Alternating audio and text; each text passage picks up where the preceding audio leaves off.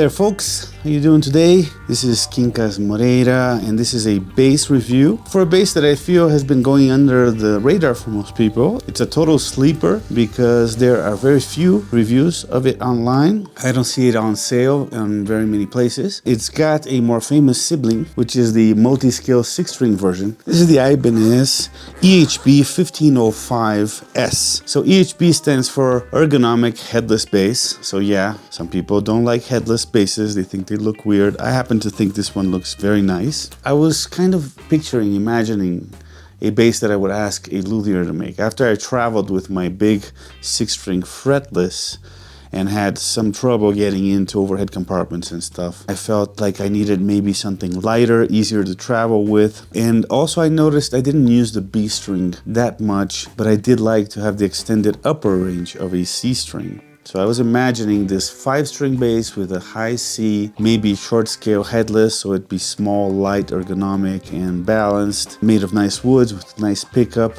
And as I was imagining this, I took my girls to a mall here in Mexico City, and there's a store, a music store called Camp, which is the Ibanez dealer here in Mexico. And I looked at the window and there it was, the bass I was imagining in my mind, already made for me, without me having to go pay luthier prices and wait luthier times. I tried it out at the store and I really loved it.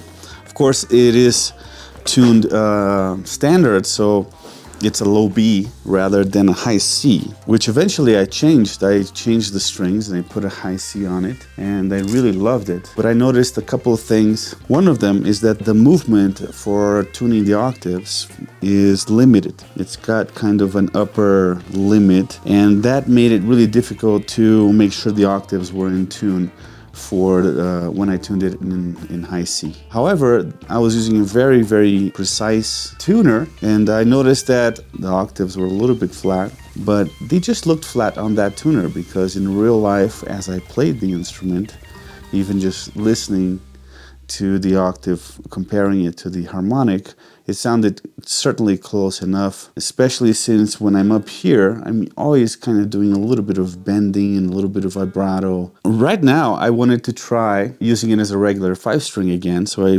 strung it with a low B. I'm really enjoying it. I think this is a very impressive low B, especially considering this is a 30-inch scale bass. It's not a Dingwall where you have like something ridiculous like 38-inch. A lot of people believe that you need to have very long scale for a convincing low B sound. Well, I guess if you want like a Bosendorfer piano type. I'm perfectly happy with how this low B sounds, and I want to change it back to a high C. I'm missing the chordal and melodic range, and I do think I want this instrument in particular to be a tenor 5-string bass. It's like the Steve Swallow idea, and that's what I want this to be. I want it to be a more soloistic instrument. So what I thought of is I should probably record a portion of this demo right now so that you can get an idea of what that low B sounds like. Now, these strings aren't brand new, so keep that in mind.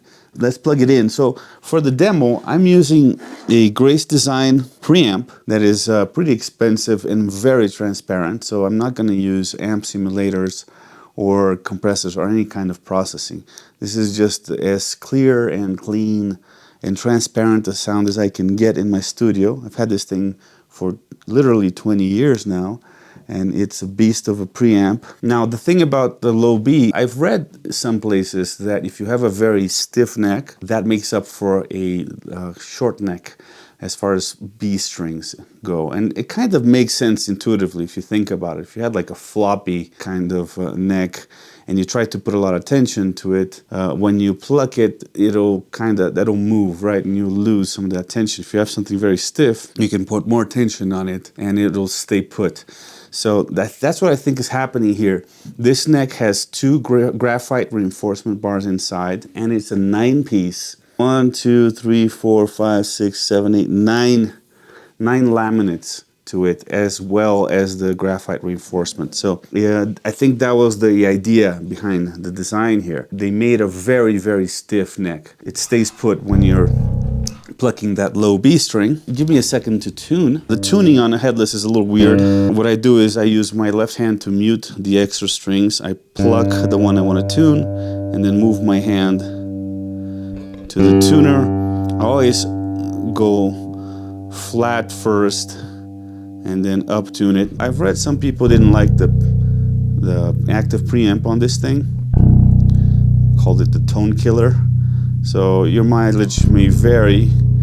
I happen to be pretty happy with it because it's a very flexible preamp. First of all, you have an on-off switch for the active section. It's got these two nice Nordstrand pickups here. It has an on-off switch for the preamp, so if your battery runs out at a gig, for example, or you want to use external processing and you prefer to treat it as a passive bass, you can just flip it to passive. And then only the high knob, which is, there's a dual knob here, the top one being the high frequency, that one becomes a tone knob for when it's passive. So it's two concentric knobs, right? The little one is high, and the bottom one, the big one, is low. And then you have another two concentric knobs here, which is the mids, where the little one, in the middle, is boost and cut, and the big one on the bottom is frequency selection. So you can choose from a wide range of frequencies which particular mid frequency you want to boost or cut. So it's pretty standard nowadays. A lot of basses have this kind of feature. This is the volume control right here, and this is the pickup selector. It has a center detent, which is handy when you want to make sure you have both pickups perfectly blended. It's very quiet bass. I think they're stacked humbuckers. They have a single coil type sound. I think there might be split coils like on a P bass, just without the offset shape. Now there are two little mods I made to it. One of them is I made an extra little hole for the strap button to go on underneath the tuners here. So I felt it came with a strap button on top, and I felt like it kind of angled weird on my body. Maybe because I have a little bit of a tummy. And I saw a video, somebody did this. They put the strap knob underneath here, and then all of a sudden it fits way nicer and feels nicer. Like mainly my left hand, I felt like it made an angle, made it difficult for me to play here. So that's one mod. The other little mod I did to it was this thing comes with a locking jack. So you have to push in a red button with one hand and pull out the jack with the other, and it's kind of hard. And that was really annoying to me. I feel like I can perfectly fix that problem stepping on the cable live by just putting the jack through the strap like people have been doing for ages. And that's probably even better, because if you really yank on a locking jack, you'll be forcing that the screws on the wood, you know, it may be damaging your cable. So this is just a better solution all around. So I found another video online, and if you search for it, I'm sure you can find it. But anyway, I've been talking a lot, and we haven't heard the sound of this bass yet, so I'm going to demonstrate a little bit of it. This is with the EQ flat, right? It's in active mode. So all of the frequencies are flat on it, and I'm using both the pickups, so the selectors in the center, and volume all the way up.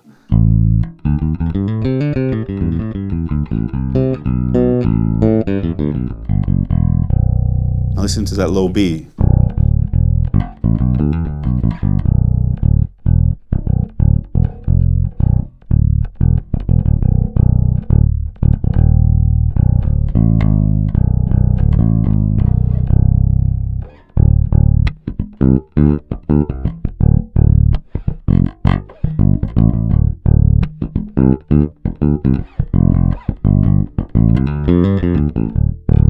Right?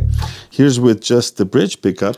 So especially for that low B, it'll give it a little more definition and presence, maybe for like metal playing.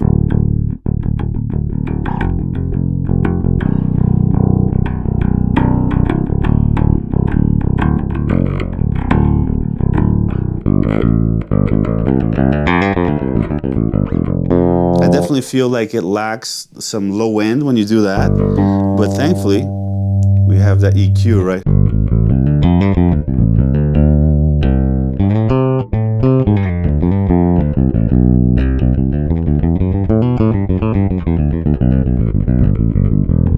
So you get that more nasal sound, right?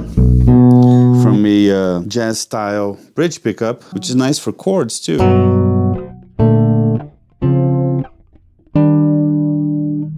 Harmonics.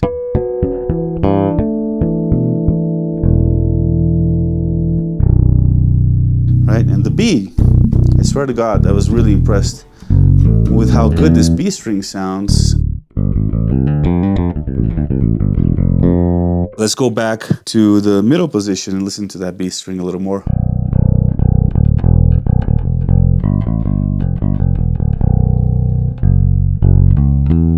One thing I like about it too is that it doesn't feel like you're playing on a low B. You know, you can play up higher, even notes that are available on the E string, but instead of having to move your hand horizontally so much, you can kind of stay in one position, you know.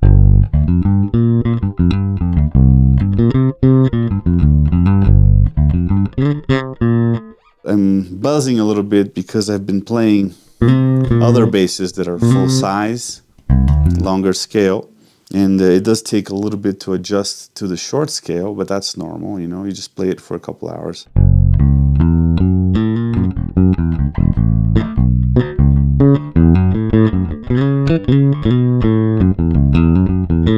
And it's really comfortable on the body, super balanced, absolutely no neck dive. In fact, some people like to play it in more like a classical guitar position like this.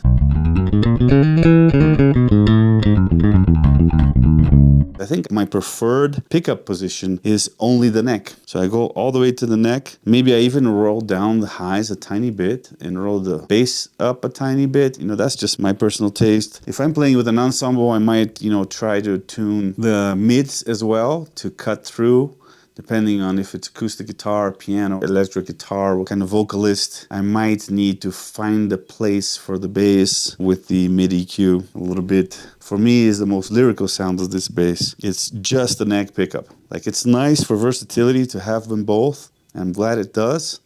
But 90% of the time when I play this bass, I'm playing it with only the neck pickup. The highs rolled down a tiny bit. So I get more vintage, traditional kind of a tone out of it. Almost a precision-like sound.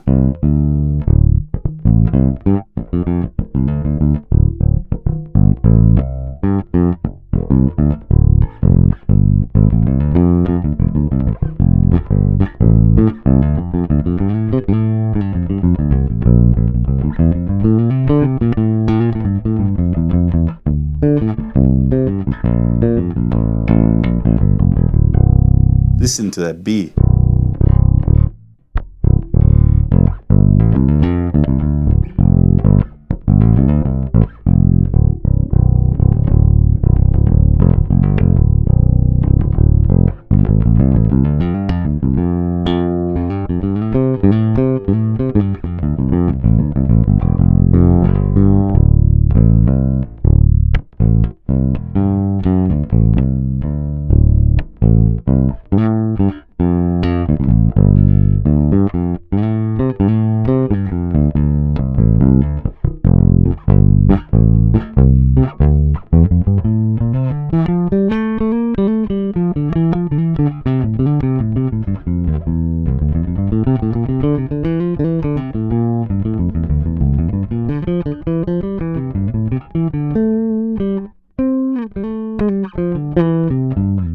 Here's the passive sound. So I'm going to put the pickups back, both of them together. I'm going to bring the tone control all the way up now. Would be the high in active mode. So this is what this thing sounds passive. And we have the volume all the way up, the pickup selector in the middle, and the tone all the way up.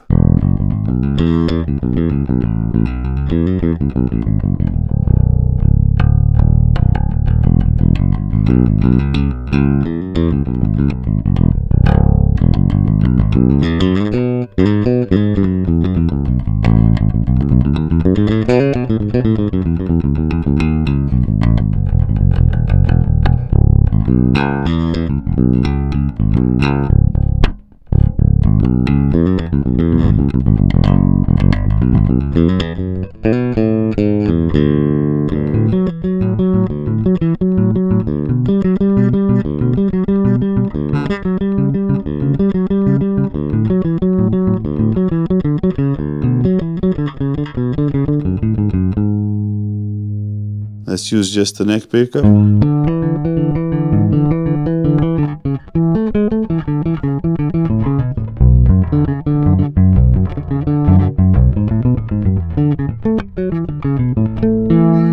Right, and this neck is really delicious. I love that you can see and feel the grain of the wood, you know, the little imperfections of the wood, like you would on a fine luthier bass. It doesn't feel all glossy and sleek. Very natural, very organic feeling wood. Not super thin, not uncomfortably thin, but thin enough to be very fast and easy to play, especially considering it's a 5-string, so it's already a little wider, and slapping it works really well too.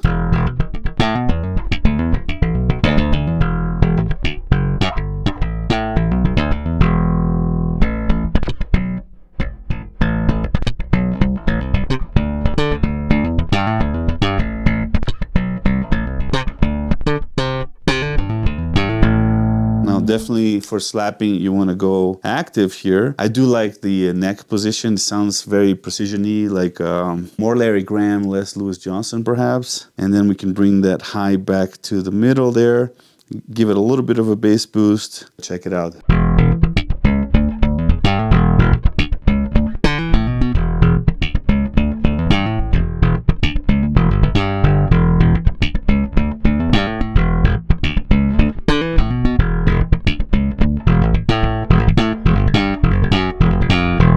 An old song from, I think Patitucci played it in one of those GRP records from the 90s, possibly Chick Corea Electric Band, Eric Marienthal, or one of his own albums, I don't know, but it was kind of like this. So use that low B, slapped.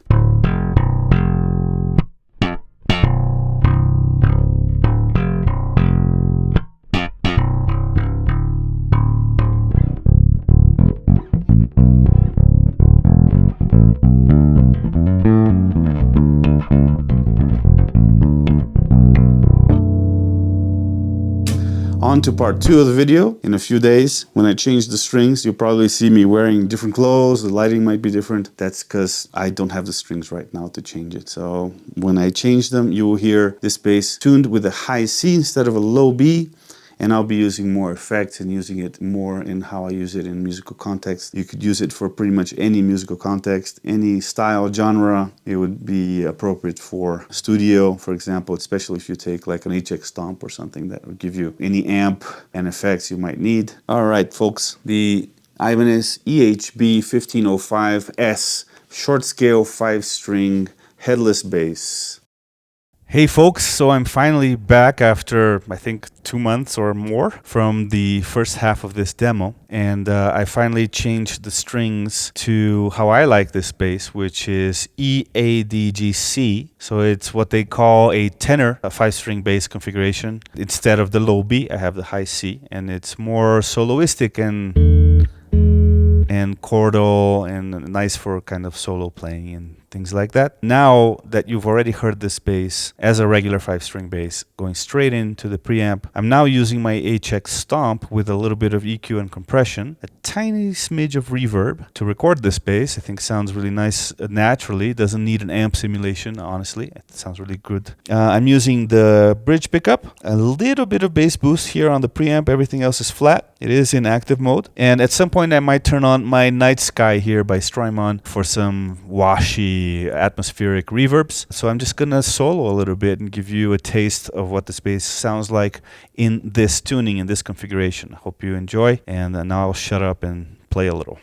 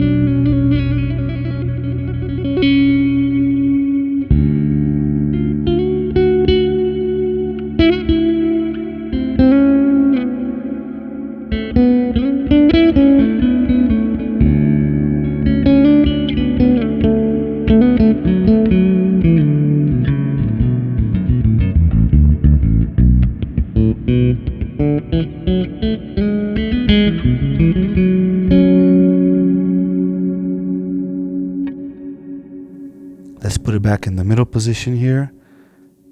Both pickups balanced.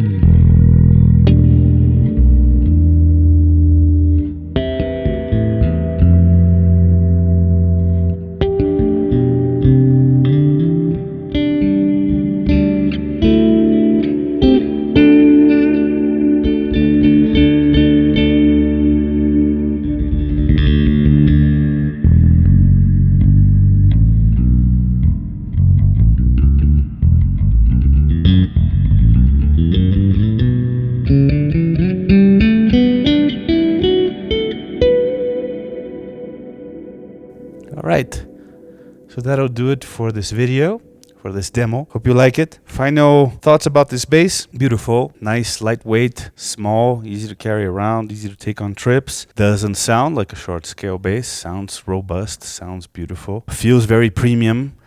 Nice multi-layered neck with graphite reinforcement bars, beautiful woods, nice fretwork, great Nordstrand pickups, functional bridge, nice electronics, nice preamp. I really love it. It feels like a custom bass that maybe a luthier might have made specifically for me, but it's not. It's something that I picked up at a store one day that I walked into and saw it, fell in love, and now I'm going to take it to Brazil with me. It's going to be my one instrument during my vacation. I'm not sponsored by Ibanez.